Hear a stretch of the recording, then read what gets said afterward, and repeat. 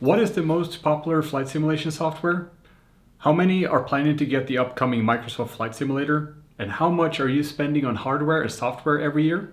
In this video, I'm going to present some exciting findings from the 2019 FlightSim Community Survey. Hi guys, my name is Magnus and I run Navigraph, a company that has been serving the international flight simulation community with charts and nav data for about 15 years now. Every year we're compiling a survey to measure all things related to flight simulation. We do this in collaboration with our survey partners. Last year we had 15,000 participants and this year we had a whopping 17,800 respondents. Thank you so much for all of you who contributed, respondents as well as partners. The survey consisted of 93 questions and covered demographics, relation to aviation, simulation habits, consumption habits, the simulator platform itself, some questions on media and community participation, and of course questions on aircraft and add-on software. I dare to say that this is the most comprehensive survey of its kind, both in terms of questions and in number of respondents. We're not going to cover all of the results in this video, but if you're interested in getting the full report, it's available for free on blog.navigraph.com. Let's start with demographics. Who are you guys who participated in the survey? Well, we wanted to be sure to get as representative of a sample as possible from the flight simulation community, so we asked a group of partners to join us. 29 add-on developers, media outlets, and interest organizations helped in distributing a link to the survey among customers, users, and members using social media and newsletters. Over the 2 weeks that the survey was live, the partners attracted respondents from all parts of the flight simulation community. The biggest contributing partners were Navigraph, OrbX, FS Elite, Carinado, and Infinite Flight. The first thing we noticed is that flight simulation is really a topic which interests people of all ages. The age distribution ranges all the way from 15 to 85 and is quite evenly spread out, with one exception. In the histogram you can see a peak in the bin of 20-year-olds. Actually, we noted the same results in the last year's survey. Could it be that the interest for aviation is at its peak before you continue into work life, university studies, or any other adult life chores? What do you think? Write us a comment in the comments field below. 98.3% of the participants are male. Only 0.7% of the respondents were women. And unfortunately, this gender distribution is consistent with last year's survey as well. An interesting comparison worth mentioning is that in the real world, about 5% of all airline pilots are women, according to the International Society of Women Airline Pilots.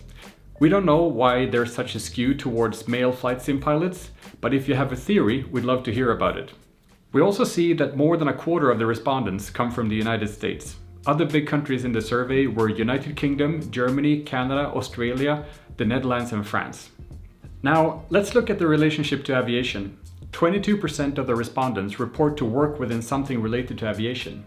More specifically, 6% are airline pilots. This is both interesting and a little funny. Imagine an airline pilot just getting off a long haul, coming home, kissing the missus or the husband in 0.7% of the cases, only to immediately go down to the basement and fire up the simulator. Talk about dedication. But I guess there's a perfectly good explanation for this. Maybe airport familiarization or something like that. 10% of the respondents have a private pilot license, and 6% have a student pilot license, and 13% have some other type of pilot license. Among those who said that they had some sort of a license, we also asked whether they started with flight simulation before or after studying for their pilot license. 73% said that they got their flight simulation before starting with their aviation studies. I don't think it's a stretch to say that the flight simulation is an activity which in many cases leads to a real-world pilot license or even a career within aviation, and this is what we wanted to investigate in this question. 9% of you are currently enrolled in a flight school, and 27% of the rest of you are considering taking real-world flight lessons within the next year. In the section on simulation habits, we could see that most of you had about 5 years of experience flying flight simulators, but the distribution was actually quite even, with a curious peak at 20 years. What's interesting is that this peak was also present in last year's survey. Some respondents also reported having as many as 35 to 40 years of experience, and that's quite impressive. The respondents prefer to fly short, medium-haul regional jets, single-engine airplanes, or long-haul airliners, in that order. And most of you fly 5 to 10 hours a week, primarily IFR.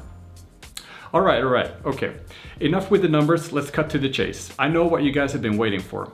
What is the most popular flight simulation software? Last year, it was a tie between Laminar Research X-Plane 11 and Lockheed Martin's Prepared. While there were slightly more respondents who preferred the X-Plane, there were more respondents who replied that they used Prepared on a more regular basis than X-Plane. However, for all practical purposes, one could say that it was a tie. This year, the results are exactly the same. A few more of the respondents prefer X-Plane, but when comparing the two, Prepared has more frequent users. I know that each simulator has a very dedicated fan base, and there were some pretty heated discussions online about these results. And I completely understand that if you have put a ton of money towards one simulator, you only want to hear reassuring things about your commitment to that simulator. So emotional reactions aside, these discussions were actually good and we used them to improve the survey. One topic which was brought up was selection bias. Some readers of the survey were concerned about the fact that the respondents which participated in the survey were not randomly selected. Because the respondents were invited to participate and not picked at random, the concern was that the respondents could be biased to answer in a way not representative for the bigger population of flight simmers. It's pretty challenging to make an interesting YouTube video on the topic of statistical sampling methods, so I'll spare you the details and refer to the method and summary chapters in the survey, but consider this. Last year we had 15,000 respondents. This year we had 17,800. Only 39% of this year's respondents also participated in last year's survey. That means that 61% of this year's respondents did not take last year's survey. Still, most of the distributions are roughly the same.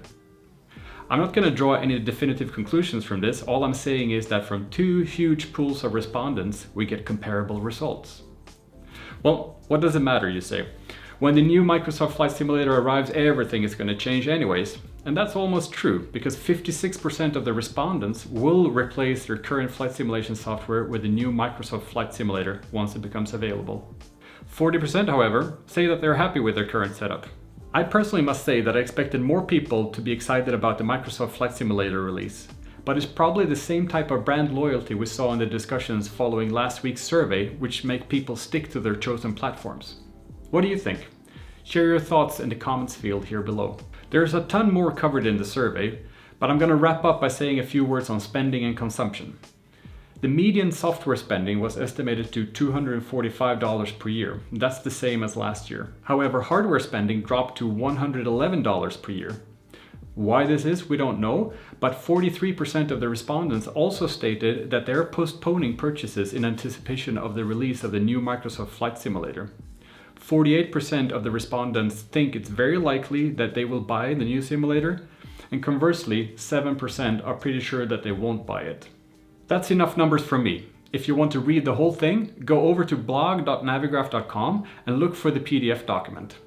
It covers combat and helicopter simulation preference, what people look for in a flight simulation software, which chart format that pilots know and prefer, and how virtual reality has developed over the last year, and much, much more. What happens now, you wonder? Well, we're sending a copy of the survey report to all of the partners who participated. In this survey, we break down the results in two parts. One that reflects the general flight simulation population, and one that reflects the partners' user groups. That way, the partner can compare how their user group differs from the rest of the community. Moreover, each partner had the opportunity to contribute with survey questions. The insight of those questions, contrasted between the general population and the user group, will help guide development of products and services. So thank you for participating to the survey, and thank you for taking the time, and thank you for helping us create better products and services for you. If you have any questions about the survey, drop them in the comments field below and we will do our very best to answer them. That's all for now. Thanks.